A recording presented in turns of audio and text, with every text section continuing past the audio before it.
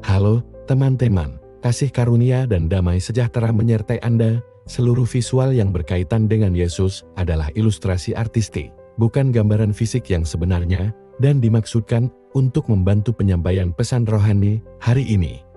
Saya ingin berbagi sesuatu dengan Anda tentang apa artinya yang sebenarnya untuk mengikuti Tuhan Yesus.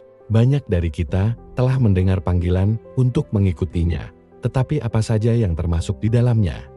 Tuhan sendiri telah menetapkan syarat-syarat bagi kita. Mari kita buka Markus pasal 8, ayat 34. Di sini, Tuhan berkata, "Setiap orang yang mau mengikut aku, ia harus menyangkal dirinya, memikul salibnya, dan mengikut aku." Ayat ini sangat akrab, bukan? Tetapi pernahkah kita berhenti untuk mempertimbangkan apa artinya yang sebenarnya? Tuhan menetapkan 3 syarat. Pertama, menyangkal diri. Kedua, memikul salibnya. Dan ketiga, mengikut Dia untuk waktu yang lama. Saya, seperti banyak orang lain, berpikir bahwa memikul salib hanya berarti menanggung kesulitan atau penderitaan demi Tuhan. Kita mungkin berpikir tentang pekerjaan yang sulit, situasi keluarga yang menantang, atau penyakit yang terus-menerus sebagai salib kita yang harus ditanggung.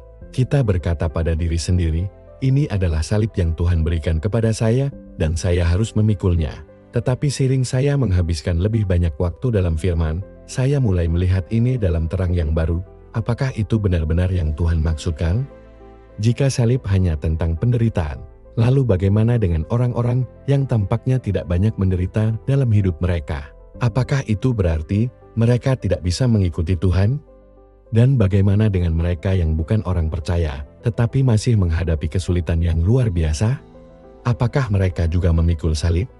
Itu sepertinya tidak benar. Kunci untuk memahami ini adalah melihat apa yang dilambangkan salib dalam Alkitab, apa yang terjadi di kayu salib. Salib adalah tempat eksekusi, tempat pemusnahan. Ketika orang Romawi menyalibkan seseorang, itu adalah akhir. Itu bukan tentang periode penderitaan yang panjang, itu tentang kematian. Jadi, ketika Tuhan Yesus menyuruh kita untuk memikul salib kita, Dia tidak terutama berbicara tentang penderitaan. Dia berbicara tentang pemusnahan. Dia berbicara tentang sebuah akhir. Akhir siapa? Akhir kita. Akhir dari diri lama kita. Manusia alami kita, ego kita. Syarat pertama yang Dia berikan adalah menyangkal diri. Ini bukan hanya tentang melepaskan beberapa kesenangan ini, tentang menolak diri kita sendiri. Ini mengatakan tidak pada pendapat kita sendiri, keinginan kita sendiri, ambisi kita sendiri. Ketika itu bertentangan dengan kehendak Tuhan, ini adalah hal yang radikal. Dan kemudian datang langkah kedua, memikul salibnya. Ini adalah penerapan dari penyangkalan itu. Satu hal untuk mengatakan tidak pada diri sendiri, hal lain adalah menerapkan pemusnahan salib pada diri itu. Ini berarti kita harus melihat diri kita sebagai telah disalibkan bersama Kristus. Paulus memberitahu kita dalam Galatia 2:20, "Aku telah disalibkan bersama Kristus." Ini adalah fakta. Ketika Kristus dimusnahkan di kayu salib, manusia lama kita dimusnahkan bersamanya. Memikul salib kita setiap hari berarti kita menerapkan fakta ini dalam pengalaman kita.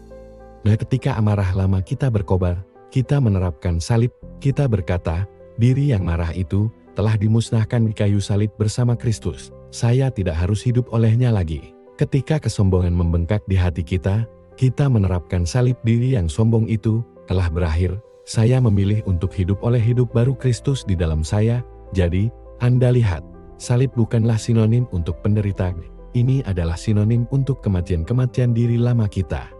Penderitaan yang kita alami sebagai orang Kristen seringkali merupakan akibat dari memikul salib kita. Dunia tidak memahami kehidupan penyangkalan dan pemusnahan ini.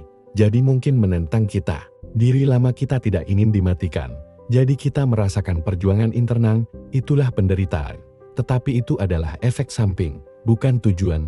Tujuannya adalah pemusnahan. Pikirkan tentang Tuhan Yesus sendiri. Ketika Dia pergi ke kayu salib, apakah tujuannya untuk menderita? Tidak, tujuannya adalah untuk mencapai penebusan, untuk memusnahkan ciptaan lama dan membawa ciptaan baru. Penderitaan itu luar biasa, di luar pemahaman kita. Tetapi itu adalah sarana untuk mencapai tujuan. Salib yang Dia pikul adalah untuk tujuan pemusnahan. Jadi, ketika kita memikul salib kita mengidentifikasi diri dengan kematiannya. Kita secara aktif dan sukarela menerapkan efektivitas penyalibannya dalam kehidupan kita sehari-hari. Ini bukan hal yang mengerikan, ini adalah hal yang mulia. Karena ketika yang lama dimusnahkan, yang baru memiliki kesempatan untuk hidup. Ketika diri kita disangkal dan dimatikan, Kristus dapat hidup di dalam kita.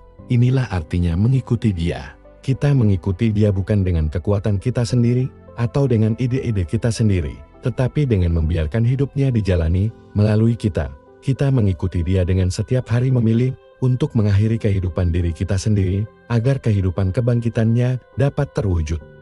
Mari kita perjelas, salib yang kita pikul bukanlah salib kita dalam arti bahwa kita mencapai sesuatu dengannya. Ini adalah salibnya, seperti yang diterjemahkan beberapa terjemahan, menunjuk pada salib Kristus. Kita tidak menyalibkan diri kita lagi, kita hanya menerapkan pekerjaan Kristus yang telah selesai. Ini seperti memiliki agen pembersih yang kuat. Agen itu melakukan pekerjaan, tetapi Anda harus menerapkannya pada noda. Kematian Kristus adalah agen yang kuat yang menangani diri lama kita. Memikul salib adalah penerapan harian kita dari pekerjaan yang telah selesai itu. Jadi, kehidupan Kristen bukanlah tentang mengertakkan gigi dan menanggung penderitaan tanpa akhir. Ini tentang mengalami akhir setiap hari. Kita sedang diakhiri, diselesaikan, dimatikan, agar seseorang yang baru Kristus dapat hidup melalui kita. Ini mengarah pada kehidupan kebebasan dan sukacita yang sejati, bukan kehidupan ketahanan yang menyedihkan. Saya mendorong Anda untuk mempertimbangkan kembali ayat ini. Jangan menganggap kesulitan Anda sebagai salib Anda. Sebaliknya, lihat salib Kristus sebagai jalan keluar Anda dari diri lama Anda. Setiap pagi, Anda dapat berkata, "Tuhan, hari ini saya memilih untuk menyangkal diri. Saya memikul salib, saya menerapkan pemusnahan-Mu pada manusia lama saya, agar Engkau dapat hidup di dalam saya, dan saya dapat mengikuti-Mu."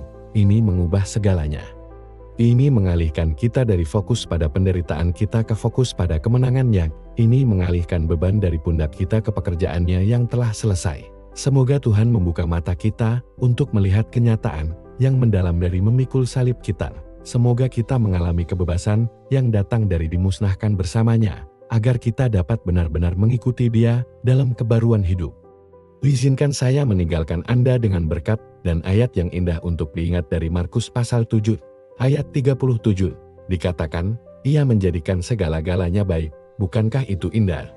Segala sesuatu yang Tuhan kita lakukan adalah baik dan sempurna. Pekerjaannya di kayu salib dilakukan dengan baik. Rencananya untuk hidup kita dilakukan dengan baik. Kita dapat mempercayainya sepenuhnya. Terima kasih banyak telah menonton. Saya harap kata ini telah menjadi dorongan bagi Anda.